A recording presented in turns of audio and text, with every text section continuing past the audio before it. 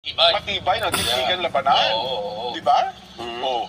Eh dito sa Metro Manila, iwan ko lang kung may mga wala pa tayong figures, ano? Sa ibang araw, ipapakuha natin yan. Yes. Pero kung yan ang magiging punto ni Kong Ace Barber, sabatay ka lang. Di ba? Kung ang kanyang batayan, marami pa rin na naalo ng mga pumirma sa impeachment. Hindi, pero marami naman, Oo. kung papansinin mo, nangampanya si Vice President Sara Oo. laban doon sa mga talagang bumangga sa kanya ng harapan. Oo. Yung mga lumapastangan ika nga sa sarili niya, sa kanya nung siya iniimbestigahan sa Kongreso, di ba? Oo. Gaya nila Congressman Abante, la Congressman Chua, yan Oo. talaga kinampanya niya, pinuntahan niya pa talaga yung mga lugar na yan. But of course, marami ang pumirma na nagsabing, pasensya na po, wala lang kami magawa, talagang iniipit kami. Totoo. Oo. Oo. Sinasabi, iniipit kami. Kung kaya't, alam mo naman itong si Vice President Sara, sige, okay lang. Oo naman. Kung kaya't, yung mga yan, hindi rin naman ipinangampanya na dahil pumirma lang, kakampanya niya lang na, Oo. di ba? Hindi, that's petty already dahil Totoo. the fact na napakarami na pumirma, mahigit 200 eh. 245. Oh, 215 plus plus parang 25. Eh siyempre 300 lang naman, 317 lang naman yung mga mababatas eh. Eh malamang talaga, malaki talaga sa percentage yun. Yes, and gaya nga na sinasabi, meron pa nga isang kongresista dyan eh. Oo. Ito nanalo to, pero hindi na natin babanggit yung pangalan. Oo. Alam mo bakit siya nanalo? Bakit daw? Kinausap niya yung mga barangay chairman.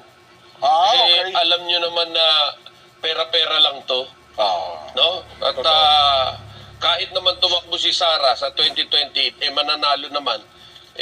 Pero ito, pera-pera lang to at makikinabang kayo rin namang mga barangay chairman. Yun na nga. Kaya sabi ng barangay chairman, ay sige, di iboto ka namin ulit. Ayun, nanalo. Ay, di ba? Nanalo. Tsaka meron pang isa, di ba? Nabidyohan din to eh. Oo. Para tuloy ang ligaya, tuloy ang ayuda, pag kaya na tayo pumirma doon. Ang makikinabang din naman yan, kayo naman eh. Hindi na naman ako makikinabang dyan. Di ba? May video pa ngayon. At sa ibang mga probinsya, ganun din eh. Di ba? Yan, totoo naman yun. Talaga sinasabi ng congressman, lantaran. Oo. Di ba? At yung mga yun, yung pa mga nanalo, Oo. Kasi naging totoo sila sa kanilang mga kababayan. At sinasabi nila na, kayo rin naman makikinabang yan. Nako. Di ba? Yun na nga. Pero ang tanong dito, Kuya Benny, at ito sa pinupunto rin ni Kong Toby, yung mga naipangakong pondo na yon, tsaka yung, yung conditional release na yon, para sa mga mababatas, di ba, na nakapaloob po sa 2025 national budget, una, legit ba yung project na yon? Di ba? Yes. Kasi kung titignan natin, sige, pinangako natin sa inyo, nandiyan yan, conditional ano yan eh, conditional release sa ating mga kababayan. Well, sa 2025 budget, wala tayong question, ando na yan eh. Pero ang tanong, yun bang proyekto na pinangako sa inyo, legit ba yun? Sabi ni Kong Toby, hindi, teka lang, tinitigan nga natin kung legit yan eh, kasi naka-hold eh. Oo. Di ba? Yes, kaya Oo. yun sinasabi na, bakit minadali yan? Hindi naman yan kasama. Kasi bago ka mag-propose ng budget, nakaprograma lahat yan eh. So, kunwari, 2 billion yung proposal mo sa budget na kailangan mo tong taong ito, hihimayin yan. Hindi natin kaya 2 billion, 1.5 lang. Yan. So, doon sa 1.5, alin yung mauuna dyan? Usually, binabawasan talaga yan. Yes, ano yung mauuna dyan? Okay, so nauna yung sabihin na natin sa 2 billion, 20 proyekto yan. Unahin natin yung 15 proyekto. Yung 5 mahuhuli. Ngayon, yung 5, yun yung popondohan. Pero ang nangyayari yun, hindi ganun. Ang nangyayari is, pagka sinabi ng congressman, gawan mo nga ako ng project study rate sa ganito, gagawin yun, mamadaliin. At yun yung ipapasok. Ito, project ko okay yan. na to, project na natin. Project na lang. Akuin mo na to kasi gawa na natin to. Yes. Kompleto na dokumento nito. May mga gumagawa talaga yan. Meron gumagawang ganyan. So, since ganyan na nangyari, sa halip na matino yung proyekto ng gobyerno, minsan, nauuna pa yung pagsisimento ng kalye bago lagyan ng mga culvert sa ilalim.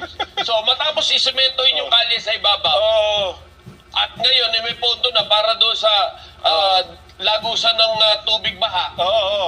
Yung drainage Tsaka system. sisirain. Sisirain ulit yung gilid kasi Sisirain, kasi lalagay na roon. Kung imagine, ganun ang nangyayari sa atin. Dahil minsan, sa pagiging sabihin yan, yung pag-alamero, intrimitido. Akala ko entrepreneurial mindset. Mga intrimitido ng mga mambabata. Ayun. Yan, minsan may ganyan. Pero ang tanong ko ngayon, Kuya Benny, gusto ko malaman ang sagot dito. Yun bang nag-submit ng project o budget noong 2025? Sila ba ulit ang magsasubmit ng budget again para sa 2026?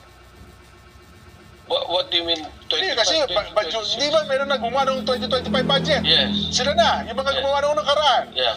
Bago ba pumasok ang 20th Congress, yung gumawa ng budget doon, sila ba ulit ang gagawa ngayon, 2026? Para sa budget ng 2026? Kasi sa Hindi na. Hindi na. Dahil abutan Oh. na eh. Yung bago na. Yung bagong set nagkaabutan na ba dito? Yung bagong set na ng mga congressman ang gagawa ng budget. Ah, At yung hindi. magbibigay Ang ng proposal ng project, Oo. of course, alam mo, hindi nga dapat congressman na nagsasubmit ng mga project na yun eh. Sabi ko sa iyo. Dapat ang nagsasubmit yan yung mga government agencies. Kasi sila yung implementing agency, Oo. di ba? Ito, ang trabaho ng mga congressman, gumawa ng batas. Oo, ipasa Ipasa. yung batas na sinumitin ng executive, di ba? Yes. Oo. Ang nangyari, ang nasusunod na ngayon yung congressman. Kaya nga, ang nangyayari, tanong natin ito mukhang magkakaulitan ba para sa budget, proposed budget ng 2026? Well, At ang mangyayari, tuloy ang ligaya, Kuya Benny? Baka maaaring mangyari yan. Di ba? Maaaring mangyari yan. Hindi malayong mangyari, Oo, tuloy ang dahil- ligaya pa rin. Dahil, gaya ng sinasabi, may mga hindi natupad Oo. na pangako.